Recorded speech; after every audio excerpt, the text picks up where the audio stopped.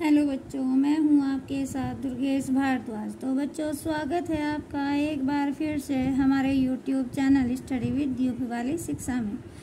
तो बच्चों, यदि आपको हमारी वीडियो पसंद आए तो प्लीज़ इसे लाइक एंड शेयर ज़रूर करें और अगली वीडियो के लिए आप इस चैनल को सब्सक्राइब ज़रूर करें तथा बेल आइकन को दबाना न भूलें ताकि आपको हमारी अगली वीडियो सबसे पहले प्राप्त हो सके। तो चलिए हम आज की वीडियो शुरू करते हैं। तो बच्चों, हमारी आज की व्याख्या है तुलसीदास द्वारा रचित श्री रामचरितमानस के बाल कांड से, जिसके पाठ का नाम धनुष भंग है। तो बच्चों, आज हम पढ़ेंगे धनुष भंग पाठ का दूसरा दोहा। तो बच्चों, चलिए अब हम समय की बर्बादी ना करते हुए आगे बढ़ते हैं। राम ही प्रेम समेत लखी, सखिन ने समीप बोलाई, सीता मातु स्नेह बस बचन कही बिलखाई। सखी सब कौतुक देखे निहारे, जेऊ कहावत हितु हमारे, कौ ने बुझाई कही गुर पाही, ए बालक असिहट भली नाही। रावण बाण छुआ नहीं चापा, हारे सकल भूप करिदापा, सोधनु राज कुंवर कर देहि, बाल मराल की मंदर लेहि। भूप सयान सकल सिरानी, सखी विधि गति कछु जाति न जानी, बोली चतुर सखी मृदु बानी, तेजवंत लघुगनी नरानी। कह कुंभज कह सिंधु अपारा, सो से ऊ सुजसु सकल संसारा। रवि मंडल देखत लघु लागा, उदय तासु त्रिभुवन तम भागा। तो बच्चों, ये था हमारा धनुष भंग का दोहा और चौपाई। बच्चों, दोहा क्या होता है और चौपाई क्या होती है, ये मैं आपको अगली वीडियो में बताऊंगी। तब तक के लिए थोड़ा इंतज़ार कीजिए। अभी हमें सिर्फ और सिर्फ अपने धनुष भंग के पाठ के इस दोहे पर और चौपाई पर ही ध्यान रखना है। तो आगे बढ़ते हैं। पहले हम इनके कठिन शब्दों को देख लेते हैं। राम ही प्रेम समेत लखी, सखी ने समीप बोलाई। राम ही मतलब राम, प्रेम, प्रेम का यहाँ पर प्रेम ही रहेगा, समेत मतलब के साथ यानी उनके साथ, लखी, लखी मतलब देखकर, सखी ने यानी सखियाँ, समीप मतलब पास, बोलाई इसका अर्थ हो जाता है बुलाया। तो यहाँ पर इन सभी का अर्थ हो जाएगा कि राम को प्रेम के साथ देखकर, किसने? सीता जी की जो माता है उन्होंने, सीता की माता ने राम को प्रेम के साथ देखकर अपनी सखियों को अपने पास बुलाया या फिर अपनी सखियों को अपने पास बुलाती हैं। सीता मातु स्नेह बस बचन कही बिलखाई। सीता, सीता का यहाँ पर सीता ही रहेगा। मातु, मातु मतलब माता यानी सीता की माता। स्नेह बस मतलब स्नेह के साथ या फिर प्यार के साथ। बचन, बचन का अर्थ हो जाता है बोली या फिर आप इसे बात भी कह सकते हैं। कही, कही का अर्थ कहा। बिलखाई मतलब विलाप करते हुए। तो इन सभी का अर्थ यहाँ पर हो जाता है कि सीता की माता स्नेहपूर्वक विलाप करते हुए एक बात कहती है। किसे कहती है? अपनी सखियों को। तो उन्होंने यहाँ पर सखियों को अपने पास बुलाया था ना, तो वे अपनी सखियों को स्नेहपूर्वक विलाप करते हुए एक बात कहती हैं, अर्थात सीता की माता वात्सल्य प्रेम से राम को देखती है। मैं दोनों लाइनों का अर्थ बता रही हूँ यहाँ पर, एक बार ध्यान से देखिएगा। सीता की माता वात्सल्य प्रेम से राम को देखती हैं और अपनी सखी को अपने पास बुलाकर स्नेहपूर्वक विलाप करती हुई कहती हैं कि मेरी भी मन की इच्छा यही है कि सीता का विवाह राम के साथ हो जाए। ये मैंने थोड़ा सा अपनी तरफ से लगा लिया क्योंकि सीता की माता के हृदय में जो बात थी उस बात के बारे में भी तो थोड़ा सा जाहिर करना था ना।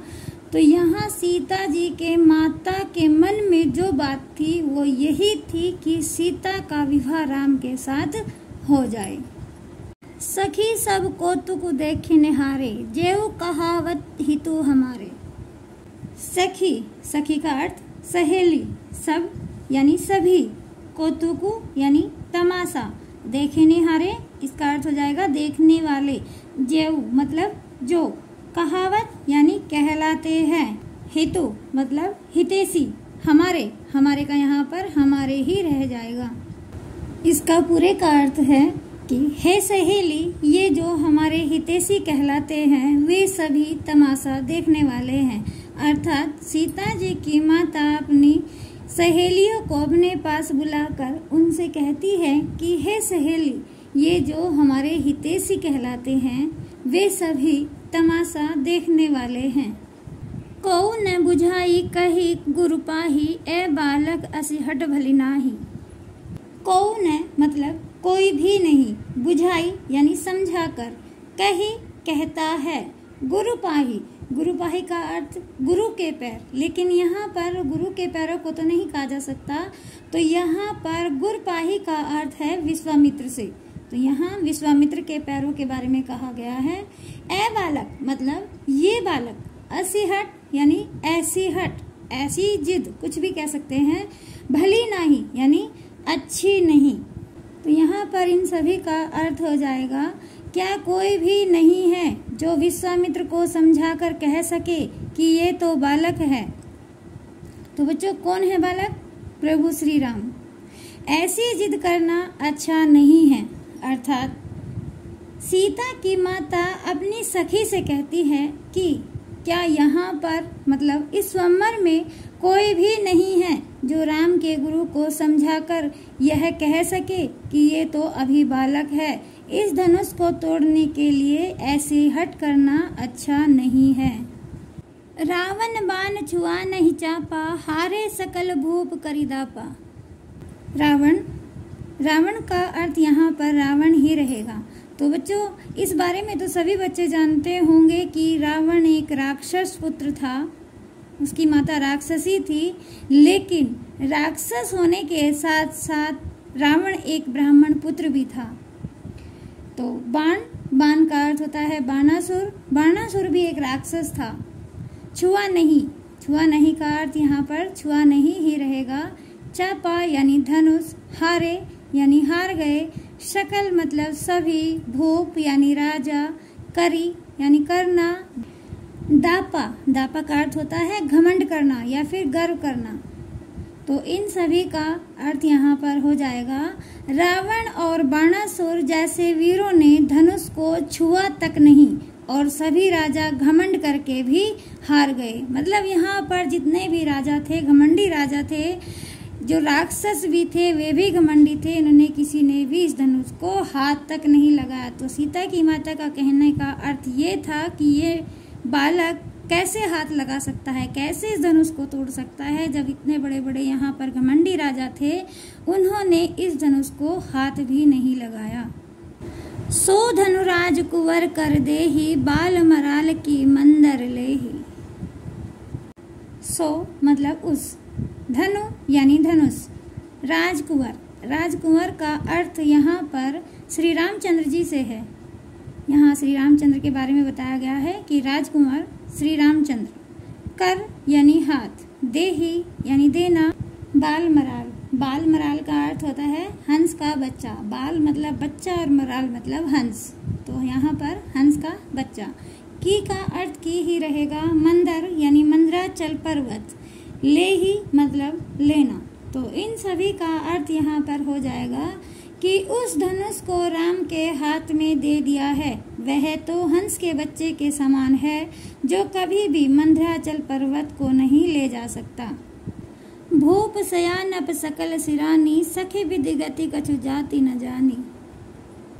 भूप यानी राजा, सयानप यानी सयानापन या फिर समझदारी, सकल मतलब सभी, सिरानी यानी समाप्त हो गई, सखी का अर्थ यहाँ पर सखी ही रहेगा, सखी या फिर सहेली।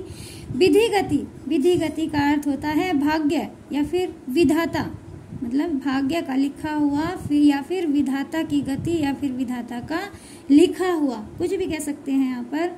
कछु मतलब कुछ, जाति न जानी, जाति का अर्थ जा, न मतलब नहीं, जानी मतलब जाना।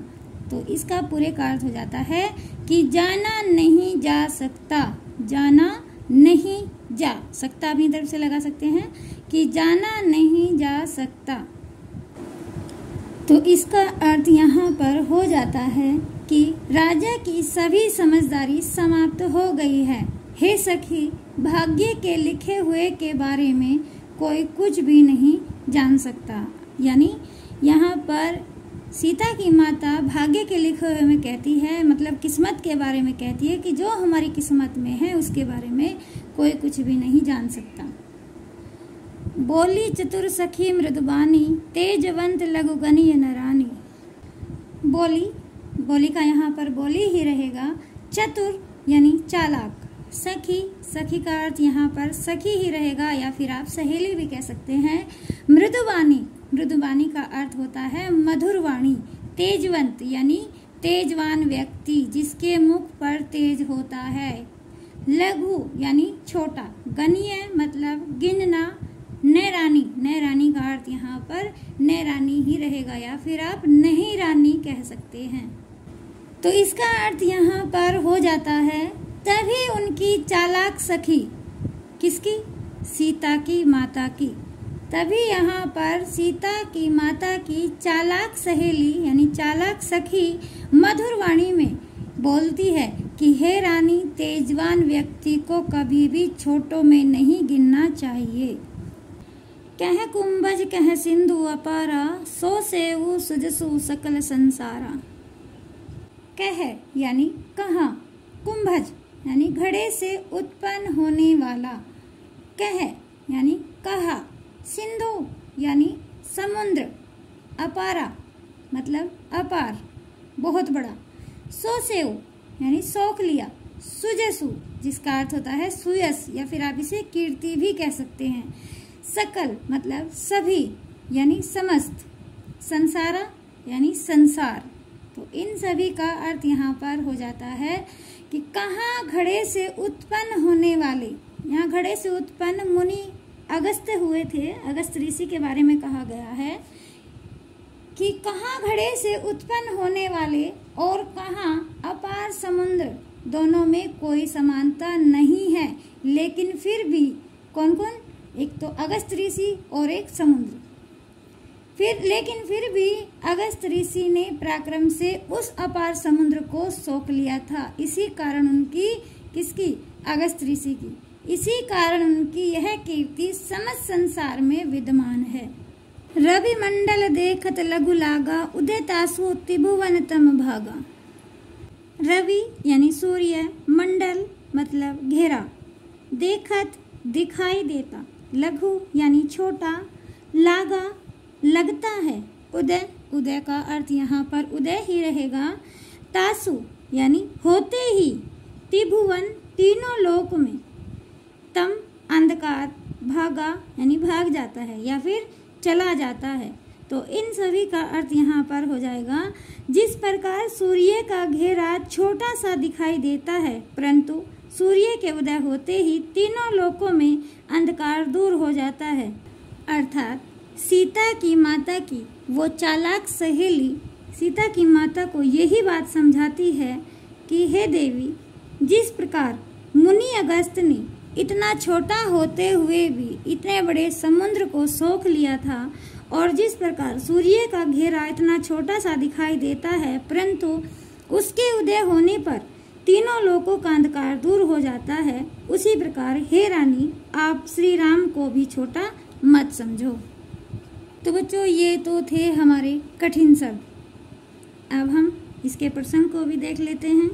प्रसंग है हमारा, प्रस्तुत दोहे में तुलसीदास ने सीता की माता का राम के प्रति वात्सल्य प्रेम तथा चिंता का वर्णन किया है, लेकिन उनकी सहेली, किसकी? सीता की माता की सहेली उनको शंका को दूर करने के लिए तेजस्वी व्यक्तियों का वर्णन देती है। एक बार फिर से देख लीजिए प्रसंग। प्रस्तुत दोहे में तुलसीदास ने सीता की माता का राम के प्रति वात्सल्य प्रेम तथा चिंता का वर्णन किया है, लेकिन उनकी सहेली उनकी शंका को दूर करने के लिए तेजस्वी व्यक्तियों का वर्णन करती है। तो बच्चों, अब हम इसकी व्याख्या को देखेंगे। एक बार पहले भी मैं आपको इसकी व्याख्या बता चुकी हूँ, लेकिन अब की बार मैं आपको इकट्ठा करके इस व्याख्या के बारे में बताना चाहूँगी। एक बार ध्यान से सुनिएगा। व्याख्या इस प्रकार से है। तुलसीदास जी कहते हैं कि श्री राम अत्यंत सुंदर व कोमल रूप वाले हैं, अतः सीता की माता वात्सल्य प्रेम से बच्चों वात्सल्य रस क्या होता है? वात्सल्य प्रेम के बारे में यहाँ पर बताया गया है, तो मैं आपको वात्सल्य रस के बारे में थोड़ा सा बताना चाहूँगी। वात्सल्य रस एक माँ का अपने बच्चे के प्रति, बड़ों का अपने बच्चों के प्रति, एक गुरु का अपने शिष्यों के प्रति प्रेम जो होता है, बड़े भाई का छोटे भाई के प्रति जो प्रेम होता है, उस प्रेम के भाव को स्नेह भाव कहा जाता है, अर्थात यह रस वात्सल्य रस कहा जाता है। तो बच्चों ये थी वात्सल्य रस की परिभाषा। तो चलिए बच्चों एक बार फिर से शुरू करते हैं। अभी तो मैंने आपको वात्सल्य रस की परिभाषा बताई थी, अब हम इस व्याख्या को एक बार फिर से शुरू करते हैं। तुलसीदास जी कहते हैं कि श्री राम अत्यंत सुंदर व कोमल रूप वाले हैं, अतः सीता जी की माता वात्सल्य प्रेम के साथ उन्हें देखते हुए अपनी सखियों को अपने पास बुलाती है और स्नेहपूर्वक विलाप करते हुए एक बात कहती है कि मेरी भी मन की इच्छा यही है कि सीता का विवाह राम के साथ हो जाए, और कहती है कि हेरी सखी, ये जो हमारे हितैषी कहलाते हैं वे सभी तमाशा देखने वाले हैं। यहाँ पर क्या कोई भी नहीं है जो राम के गुरु को समझाकर यह कह सके कि ये तो अभी बालक है, इस धनुष को तोड़ने के लिए ऐसी हट करना अच्छा नहीं है। रावण और बाणासुर जैसे वीरों ने जिस धनुष को छुआ तक नहीं और सभी राजा अपने बल का घमंड करके भी हार गए, उस धनुष को उस कोमल से राम के हाथों में दे दिया है। राम तो उस हंस के बच्चे के समान हैं जो कभी भी मंदराचल पर्वत को नहीं ले जा सकता। तुलसीदास जी कहते हैं कि सीता जी की माता राजा जनक को उल्हाना देती हुई कहती है कि राजा जनक की भी सारी समझदारी समाप्त हो गई है। हे सखी, भाग्य के लिखे हुए के बारे में कोई कुछ भी नहीं जान सकता। तभी सीता जी की माता की एक चालाक सहेली मधुर वाणी में बोलती है कि हे रानी, तेजवान व्यक्ति को कभी भी छोटों में नहीं गिनना चाहिए, क्योंकि देखो कहाँ एक घड़े से उत्पन्न होने वाले अगस्त्य ऋषि और कहाँ इतना बड़ा समुद्र, दोनों में कोई समानता है ही नहीं। लेकिन फिर भी अगस्त्य ऋषि ने अपने पराक्रम से उस विशाल समुद्र को सौंप लिया था। इसी कारण अगस्त्य ऋषि की कीर्ति का गुणगान समस्त संसार में प्रचलित है। जिस प्रकार सूर्य का घेरा छोटा सा दिखाई देता है, परंतु उसी सूर्य के उदय होते ही तीनों लोकों में अंधकार दूर हो जाता है, उसी प्रकार हे रानी, आप श्री राम को भी छोटा मत समझो। तो बच्चों ये थे हमारे कठिन शब्द, प्रसंग और व्याख्या। अब हम इसकी काव्य सौंदर्य को देखना चाहेंगे। तो यहाँ पर भाषा है अवधि भाषा, शैली प्रबंध और विवेचनात्मक, गुण प्रसाद, रस वात्सल्य और वीर रस, छंद दोहा और चौपाई। तो बच्चों अब यहाँ पर हम अलंकार को भी देख लेते हैं। अलंकार इसमें दो हैं, एक अनुप्रास अलंकार है और दूसरा रूपक अलंकार है। पहले हम अनुप्रास अलंकार को देख लेते हैं। सखिन्ने समीप, सखी सब और सकल सिरानी में, यहाँ पर इन सभी में स वर्ण की आवृत्ति बार बार हो रही है। अब दूसरा देख लीजिए, इसी में ही अनुप्रास अलंकार में ही कही बिलखाई में और बुझाई कही में ई, यहाँ पर ई वर्ण की आवृत्ति बार बार हो रही है। तो यहाँ पर स और ई वर्ण की पुनरावृत्ति होने के कारण यहाँ पर अनुप्रास अलंकार हो जाता है। तो बच्चों अब हम यहाँ पर रूपक अलंकार के बारे में भी देख लेते हैं। बाल मराल की मंदर लेही, यहाँ पर बाल मराल के बारे में श्री राम की तुलना हंस के बच्चे से की गई है, और मंदर लेही के बारे में यहाँ पर धनुष की तुलना मंदराचल पर्वत से की गई है। अर्थात श्री राम को हंस के बच्चे का रूप दिया गया है तथा धनुष को मंदराचल पर्वत का रूप दिया गया है, जिस कारण यहाँ पर रूपक अलंकार है। तो बच्चों मुझे आशा है कि इस व्याख्या की जानकारी भी आपको सही तरीके से मिल गई होगी। धन्यवाद।